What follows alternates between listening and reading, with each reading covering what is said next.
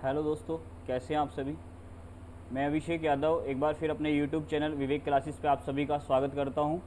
जैसे कि आप सभी को मालूम है कि हमने प्राचीन भारतीय इतिहास की एक सीरीज चलाई हुई है जो कि 10-10 क्वेश्चन या इससे भी ज़्यादा क्वेश्चन आपकी सीरीज में हो सकते हैं। तो ये जो क्वेश्चन हैं ये सभी के सभी क्वेश्चन हमारे एग्ज़ाम के लिए बहुत इंपॉर्टेंट हैं। इससे पहले जो हम सीरीज लेकर आए थे उसमें भी सारे क्वेश्चन बहुत इंपॉर्टेंट थे और ये क्वेश्चन भी बहुत इंपॉर्टेंट है आपके एग्ज़ाम के लिए। वो सभी क्वेश्चन हैं जो किसी न किसी एग्ज़ाम में अभी तक पूछे गए हैं या पूछे जा सकते हैं, ठीक है। और इन क्वेश्चन से रिलेटेड ऐसी कौन सी बातें हैं जो आपसे पूछ सकता है। जैसे कि सबसे पहला क्वेश्चन है हमारा, भारतीय पुरातत्व जो जनक है किसे कहा जाता है। तो भारतीय पुरातत्व का जो जनक है वो किसे कहा जाता है, अलेक्जेंडर कनिंघम को कहा जाता है। इसलिए कहा जाता है अलेक्जेंडर कनिंघम को क्योंकि जो सर्वप्रथम भारतीय पुरातात्विक जो सर्वेक्षण था, सर्वप्रथम भारतीय पुरातात्विक जो सर्वेक्षण था उसके सबसे पहले महानिदेशक जो बने थे, जो सबसे पहले महानिदेशक बने थे वो कौन बने थे, अलेक्जेंडर कनिंघम बने थे। इसलिए अलेक्जेंडर कनिंघम को ही भारतीय पुरातत्व का जनक कहा जाता है। एक क्वेश्चन और आता है आपके एग्जाम में कि जो भारतीय प्रागैतिहासिक काल है, भारतीय प्रागैतिहासिक काल का जनक किसे कहा जाता है। तो ध्यान रखेंगे, यदि इस प्रकार का क्वेश्चन आपसे पूछा जाए कि भारतीय प्रागैतिहासिक काल का जनक किसे कहा गया है, तो आपने एक व्यक्ति का नाम सुना होगा जिसका नाम था रॉबर्ट ब्रूस फुट, जिन्हें भारतीय प्रागैतिहासिक काल का क्या कहा जाता है, पिता कहा जाता है। जिन्होंने 1863 ईस्वी में मद्रास के पल्लवरम में सबसे पहले एक जो हैंड एक्स की जो है खोज की थी। इनको सबसे पहले जो एक हैंड एक्स मिला था, ठीक है। इसीलिए भारतीय प्रागैतिहासिक काल का जनक किसको कहा जाता है, रॉबर्ट ब्रूस फुट को कहा जाता है। और भारतीय पुरातत्व का जनक किसे कहा जाता है, अलेक्जेंडर कनिंघम को कहा जाता है। अगला क्वेश्चन है कि गुफ कराल निम्न में से कहाँ स्थित है। बहुत इंपॉर्टेंट है क्योंकि गुफ कराल से भी क्वेश्चन आपके एग्जाम में आता है। और जो क्वेश्चन आता है वो किस प्रकार का क्वेश्चन आता है कि वह कौन सा स्थान है जहाँ से पाषाण काल में हड्डी से निर्मित सुई के बारे में हमें जानकारी मिली है। तो ध्यान रखेंगे, गुफ कराल वो स्थान है जहाँ से जो हड्डी से बनी हुई सुई का जो है हमें जानकारी प्राप्त होती है, सुई के अवशेष हमें मिले हैं। तो ये कौन सी नदी के किनारे स्थित था, कौन सी घाटी के किनारे। तो ध्यान रखेंगे, स्वात नदी घाटी के किनारे जो है यह स्थान स्थित है गुफ कराल। ये कहाँ पर स्थित है, आपका कश्मीर के नज़दीक आपको ये मिलेगा। तो ध्यान रखेंगे, ये क्वेश्चन भी आपके लिए क्या हो जाता है, इंपॉर्टेंट हो जाता है। अगला क्वेश्चन है कि प्रारंभिक पूर्ण मानव को किस नाम से जाना जाता था। तो ये क्वेश्चन है कि प्रारंभिक पूर्ण मानव को किस नाम से जाना जाता था। सभी बच्चे याद रखते हैं कि होमो सैपियंस, जो होमो सैपियंस था, होमो सैपियंस सभी को याद रहता है, लेकिन कभी कभी एग्जामिनर जो है क्वेश्चन में क्या नाम दे देता है, कभी कभी एग्जामिनर क्वेश्चन में क्रो-मैग्नन नाम दे देता है। क्योंकि होमो सैपियंस को ही जो लगभग आज से 30,000 ईस्वी में 30,000 साल पहले जो कि एक पूर्ण मानव के रूप में जो है विकसित हुआ था, उससे क्रोमे-मैग्नन जो है के नाम से जाना गया है। इसे आप प्रज्ञा मानव के नाम से भी जानते हैं। किसके नाम से भी जाना जाता है, इसको प्रज्ञा मानव के नाम से भी जाना जाता है। तो क्वेश्चन आता है कि प्रारंभिक पूर्ण मानव को किस नाम से जाना जाता था। तो इसको क्रो-मैग्नन के नाम से या फिर होमो सैपियंस के नाम से या प्रज्ञा मानव के नाम से जाना जाता था। जैसे कि आज हम पढ़ते हैं कि आधुनिक मानव जो है, आधुनिक मानव को किस नाम से जाना जाता है। तो आधुनिक मानव को होमो सैपियंस के नाम से जाना जाता है। तो ये क्वेश्चन भी आपके एग्जाम में पूछा जाता है कि जैसे कि इसमें दिया हुआ है कि आज से लगभग 30,000 वर्ष पूर्व पूर्ण मानव का जो विकास हुआ है उसे होमो सैपियंस या फिर प्रज्ञा मानव या क्रो-मैग्नन के नाम से जाना गया है। आधुनिक मानव को होमो सैपियंस के नाम से जाना जाता है। यानी लगभग आज से 3.5 करोड़ से 2 करोड़ वर्ष पूर्व 3 से 4 फुट का जो है एक कपी का एक समूह था जो कि उष्ण कटिबंधीय के क्षेत्र के घने जंगल से बाहर निकल आ गया था। और वह फिर कहाँ पर रहता था, वृक्ष की शाखाओं पर रहता था। फिर हम देखेंगे कि वह कपी आगे चलकर समूह में विभाजन इसका हो गया था। जिस कपी का समूह में विभाजन हुआ उसे किसके नाम से जाना गया, रमापिथेक्स के नाम से जाना गया। ये क्वेश्चन भी इंपॉर्टेंट है कि जो कपियों का जो समूह था जो आगे चलकर बाहर रहने लगा था उसे किस नाम से जाना गया था? रमापिथेक्स के नाम से जाना गया था। और वह जो खुले घास के मैदान ढूंढना जिसने शुरू किया उसे ऑस्ट्रेलोपिथेक्स के नाम से जाना गया है। तो ये दोनों टॉपिक आपके लिए इंपॉर्टेंट हैं, रमापिथेक्स भी इंपॉर्टेंट है और ऑस्ट्रेलोपिथेक्स भी इंपॉर्टेंट है। क्वेश्चन आता है कि कपियों का वह समूह या वह मानव जो खुले में घास के मैदान के ढूंढने का जिसने शुरू किया था उसे किस नाम से जाना गया है? तो उसे ऑस्ट्रेलोपिथेक्स के नाम से जाना गया है। ठीक है, तो ये चीज़ हमको याद रखनी है। ये इतना इंपॉर्टेंट नहीं है कि कितने करोड़ वर्ष पूर्व या फिर कितने फीट का था, ये इतना इंपॉर्टेंट नहीं है, लेकिन इंपॉर्टेंट है कि समूह का जब विभाजन उसे क्या कहा गया, जो घास के मैदानों को ढूंढने के लिए निकला उसे क्या कहा गया, आधुनिक मानव को क्या कहते थे और क्या कहते हैं, और अब से लगभग जो पूर्ण मानव का जो विकास हुआ था उसे किस नाम से जाना गया। अगला क्वेश्चन है कि कार्बन डेटिंग का प्रयोग जो है किसकी उम्र निर्धारित करने के लिए किया जाता है? तो ध्यान रखेंगे कार्बन डेटिंग का प्रयोग फॉसिल्स यानी जो अवशेष होते हैं उनकी जानकारी के लिए कार्बन डेटिंग का जो है प्रयोग किया जाता है। देखिए कार्बन डेटिंग के द्वारा फॉसिल्स की आयु की गणना की जाती है, तो ये चीज़ भी इम्पोर्टेंट है। किसकी गणना की जाती है? फॉसिल्स की आयु की गणना की जाती है। यदि हम किसकी बात करें, वृक्ष की बात करें, तो वृक्ष की जो गणना है वो किसके आधार पर करते हैं आयु की गणना? उस पर बने हुए वार्षिक वलयों पे। आपने देखा होगा कि वृक्ष पर इस प्रकार के जो है क्या बने रहते हैं, वलय बने रहते हैं, जिनके आधार पर हम ये जो है तय करते हैं कि इस वृक्ष की आयु कितनी है।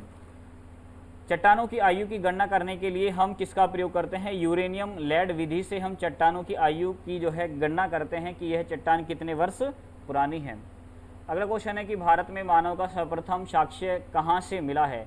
देखिए भारत में जो मानव का जो सबसे सर्वप्रथम जो साक्ष्य मिला है वो एक खोपड़ी के रूप में मिला है, और जो खोपड़ी का जो हमें जीवाश्म प्राप्त हुआ है वो कहाँ से? एक स्थान है जिसका नाम है हथनोरा।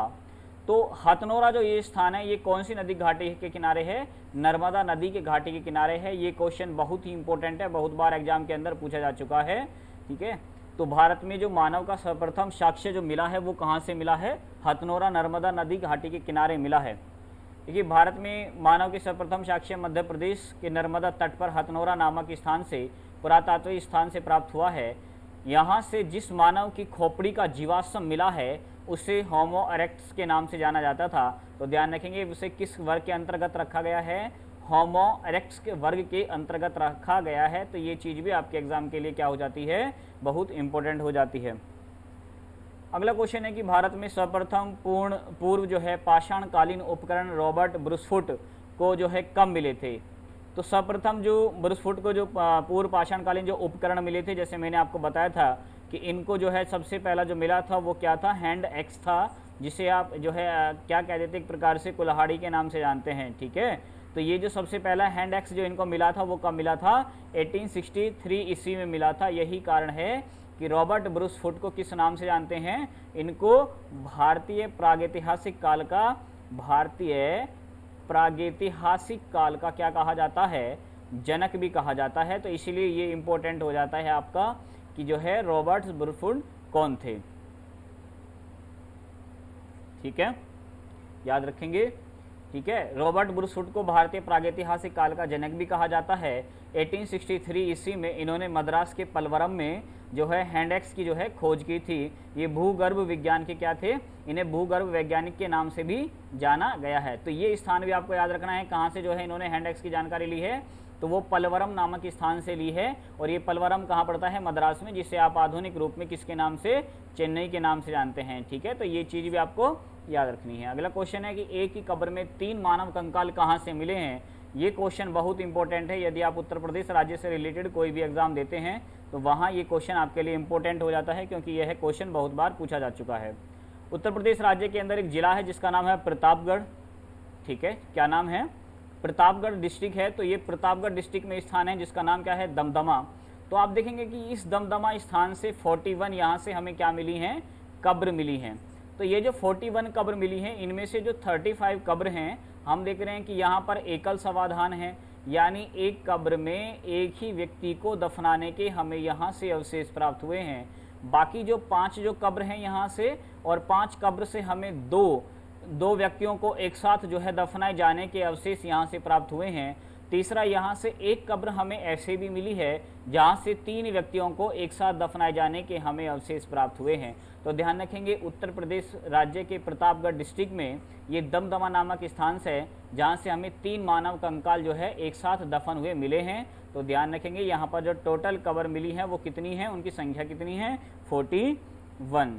ठीक है, तो इसमें एक और पॉइंट दिया हुआ है जैसे कि सरायनहार है। ये सरायनहार आप सभी को मालूम है मध्य पाषाण काल से सरायनहार वो स्थान है जहाँ से हमें क्या प्राप्त हुआ है, समाधान प्राप्त हुआ है। ठीक है, मेहदा ये भी मध्य पाषाण काल से संबंधित है। यहाँ से हमें पुरुष और स्त्री को एक साथ दफनाए जाने के हमें यहाँ से क्या मिले हैं, साक्ष्य मिले हैं। भारत में प्रागैतिहासिक मानव का जो है प्राचीनतम जीवाश्म निम्न में से किस स्थान पर मिला है। मैंने अभी आपको बताया था कि भारत में जो मनुष्य का जो जीवाश्म मिला है वह है एक खोपड़ी के रूप में मिला है। तो ये जो खोपड़ी हमें प्राप्त हुई है ये कहाँ से, मध्य प्रदेश में नर्मदा नदी के तट से हमें प्राप्त हुआ है। और नर्मदा नदी के तट में कहाँ से, ये हाथनोरा नामक स्थान से इसके बारे में हमें जानकारी मिलती है। अगला क्वेश्चन है कि मानव द्वारा सर्वप्रथम प्रयुक्त अनाज कौन सा था। तो ध्यान रखेंगे मानव द्वारा जो सर्वप्रथम प्रयुक्त अनाज था उसका क्या नाम था, जौ, जिसे प्राचीन काल में किसके नाम से जाना गया है, यव के नाम से भी जाना गया है। देखो मैं आपको एक चीज़ बता देता हूँ कि जैसे कि हम पढ़ते हैं कि कृषि के जो प्रारंभिक साक्ष्य हमें प्राप्त हुए वो हमें कहाँ से प्राप्त होते हैं, मेहरगढ़ से प्राप्त होते हैं। यही हम पढ़ते हैं कि नवपाषाण काल में कृषि के जो है प्राचीनतम साक्ष्य हमें मेहरगढ़ से प्राप्त होते हैं, जो कि कहाँ से, बेलन नदी के किनारे से। कहाँ से, बेलन जो है बोलन नदी के किनारे से हमें इसके बारे में जानकारी मिलती है। ये जो मेहरगढ़ स्थान है ये है सिंध और जो है बलूचिस्तान जो है स्थान है, वहाँ पर जो है ये मेहरगढ़ है जहाँ से हमें जो है जौ के और जो है हमें जो है चावल के जो है और गेहूँ के जो हमें सबसे प्राचीनतम जो साक्ष्य हमें यहाँ से प्राप्त हुए हैं। लेकिन यदि हम आधुनिक की बात करें, न्यू एनसीईआरटी की बात करें, तो न्यू एनसीईआरटी के अकॉर्डिंग आप देखेंगे कि उत्तर प्रदेश राज्य के अंदर जो संत कबीर नगर, उत्तर प्रदेश राज्य के अंदर जो संत कबीर नगर जो स्थान है, यहाँ एक स्थान पड़ता है जिसका नाम है लहुरा देव। क्या नाम है, लहुरा देव। तो आप देखेंगे कि यहाँ से लगभग 8000 या 9000 BC के समथिंग का जो है यहाँ से आपको जौ के हमें साक्ष्य यहाँ से प्राप्त हुए हैं। तो हम ये भी कह सकते हैं कि जो सबसे पहले जो कृषि के अवशेष हैं वो मेहरगढ़ से हैं। लेकिन यदि ऑप्शन में मेहरगढ़ और लहुरा देव दोनों ऑप्शन में आ जाएं तो सबसे बेस्ट ऑप्शन जो रहता है हमारा कौन सा रहता है, लहुरा देव, जो कि उत्तर प्रदेश राज्य में स्थित है। देखिए किस स्थान पर नवपाषाण काल स्तर पर गेहूं एवं जौ की खेती के जो सर्वप्रथम साक्ष्य प्राप्त हुए हैं, मैंने अभी आपको बताया है कि नवपाषाण स्तर पर गेहूं एवं जौ की खेती के। तो इसमें अब दोनों ऑप्शन मैंने दिए हैं आपको इसीलिए ताकि ये क्वेश्चन आपका क्लियर हो जाए कि इसमें जो मेहरगढ़ भी है और इसमें लहुरा देव भी है। और मैंने आपको बताया है कि यदि ऑप्शन में दोनों हैं तो बेस्ट ऑप्शन क्या रहता है आपका, लहुरा देव रहता है। इस आयोग ने भी इसी को माना है, तो इसलिए आप भी क्या लगाएंगे, लहुरा देव ही लगाएंगे, जो कि उत्तर प्रदेश राज्य के कहाँ पर स्थित है, यह है संत कबीर नगर में स्थित है। ठीक है, तो कहाँ पर स्थित है, संत कबीर नगर में स्थित है। तो भाई ये थे हमारे देखो बेस्ट क्वेश्चन थे सभी के सभी जो कि एनिसेंट हिस्ट्री से थे। और ये जो क्वेश्चन है वो सभी ये वो सभी क्वेश्चन है जो किसी ना किसी एग्जाम में अभी तक पूछे गए हैं। ठीक है, और इनसे रिलेटेड जो बातें मैंने बताई हैं ये भी सारी बातें आपके एग्ज़ाम के लिए बहुत इंपॉर्टेंट हैं। तो ये वीडियो ये सीरीज हमारी लगातार ऐसे ही चलती रहेगी। यदि आप लोगों का जो है हमको जो है सपोर्ट मिलता रहा तो ज़्यादा से ज़्यादा भी देखिए, इस वीडियो को शेयर करें ताकि हमारा भी हौसला बढ़े। ठीक है, और ज़्यादा से ज़्यादा इस वीडियो को लाइक करें, अपने दोस्तों में शेयर करें ताकि सभी बच्चों को जो है इस वीडियो का क्या हो, फ़ायदा हो। अभी आपका जो है RO का भी एग्ज़ाम होगा, ठीक है, वीडियो का भी एग्ज़ाम होगा, UPSSC का भी एग्ज़ाम होगा, UPSI का भी एग्ज़ाम होगा। तो सभी एग्ज़ाम के लिए ये जो है क्वेश्चन हैं, ये क्वेश्चन बहुत ही ज़्यादा इम्पोर्टेंट हैं, आपके लिए बहुत लाभदायक हैं। तो ध्यान रखेंगे, इन क्वेश्चन को अच्छी तरीके से रिवाइज़ करें और ज़्यादा से ज़्यादा इस वीडियो को शेयर करें। ठीक है, थैंक यू। आज के लिए भाई इतना ही है।